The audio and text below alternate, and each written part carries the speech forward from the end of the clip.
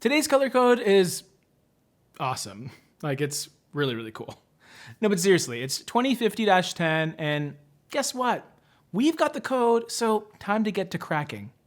Congratulations! You stumbled on the best video on YouTube about this particular paint color.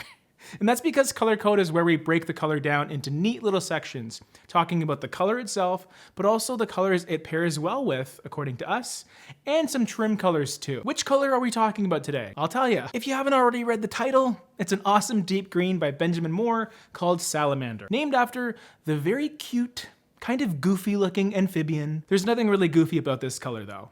What I find interesting about its name, however, is it's kind of perfect. Amphibians are a type of animal that live in both land and sea, which can also be interpreted as green and blue, which this color has a lot of. It's extremely dark with an LRV of 3.66, and that's a light reflectance value that means it only reflects 3.66% of the light that hits it. To give you some context, that's only about one more than Benjamin Moore's black. There's so much colorant in here that it sort of looks a bit like an off black in certain situations, but as soon as you start to hit it with some light, the undertones really become prominent. This color is definitely green at its core, but it's not just your average green. It has a decent amount of blue to it, which pushes it a little bit towards teal territory. Because this color is part of Benjamin Moore's color preview collection, you can actually get a strong sense of its undertones by observing its lighter color counterparts, like dollar bill green or Newport green. Definitely still both greens, but they're a bit aquatic in nature, and Salamander is no different. What are some colors that I like to pair with Salamander? This color is quite clearly deep and dynamic in nature, so to help settle it down a little bit, I like to introduce some warmer colors in the form of tans, something like Lennox Tan HC44. This is a color that's part of the historical collection of Benjamin Moore, and it really has a timelessness to it.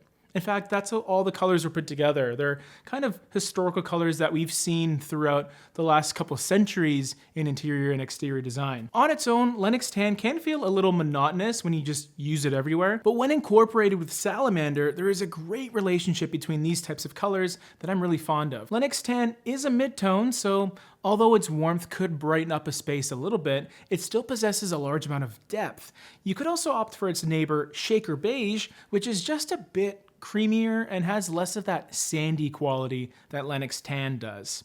It's the old tan versus beige debate, which is something I think I just made up. The point is, Shaker Beige is about 10 LRV points lighter, which could mean it'll suit dimly lit spaces a bit better than Lennox Tan, but still have that same overall effect. What if one dark color isn't good enough for you? Well, first of all, good for you for embracing the bold. If you wanted to use Salamander as your main wall color, but you still wanted some pops of deep, dark, dynamic colors to pull the focus a little bit, I really like the burgundy category of colors, which does have a slight complementary relationship with green. But in this case, I picked the slightly dusty burgundy Dinner Party from the Affinity line AF300.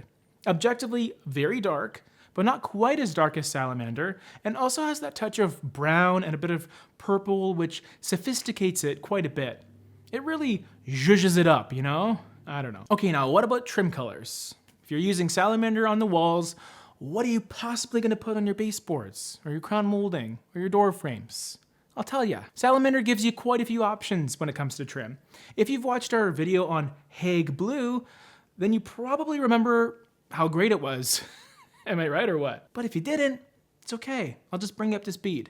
When you're working with wall colors that are this dark, it isn't always a bad idea to continue that same wall color onto your trim because it'll create a more seamless design overall. However, I actually don't mind a nice white outline on the baseboards surrounding Salamander, which is why I might recommend a color like Oxford White on the baseboards. And the reason for this is you're playing into Salamander's warm green side by having a white paint color on the trim that has just a touch of warmth without feeling creamy or yellowy. Now, I'm a fan of colors like Simply White and Cloud White, which are warmer, but I would just be a little apprehensive about using it alongside Salamander specifically because it could work against Salamander's bluish teal aspect just a little bit too heavy-handedly. If you're using Simply White everywhere else in your home, however, and you just want to continue it into the room that you're painting Salamander in, it's really not going to be the end of the world. But if I was starting fresh, I don't know, I like Oxford. Where would I use Salamander? Now, That's the question. Why don't I start by saying where I would not use it? That's a hallway. It'll definitely create a statement and could suit very specific aesthetics, but I would mainly use it as an alternative to navy blue, which usually gets regulated to cabinets, accent walls, furniture, maybe even dining rooms or powder rooms. I would think twice about using it as a main body color outside, exterior-wise, because it may end up looking a little more blue than you might expect, but it's a wonderful door color in my opinion, both as an exterior front door or even on the inside. I gotta say, Salamander is one of the coolest accent colors in my opinion because it's a great entryway into the beautiful and sometimes misunderstood world of green paint colors. I opted for a slightly different green for my fireplace mantle wall thingy, but Salamander was definitely one of the finalists. And if you want to know more about some fun green paint colors, including Salamander, you can check out our video on green right over here. I wonder which green topped the list. Take a guess. Salamander. Goodbye.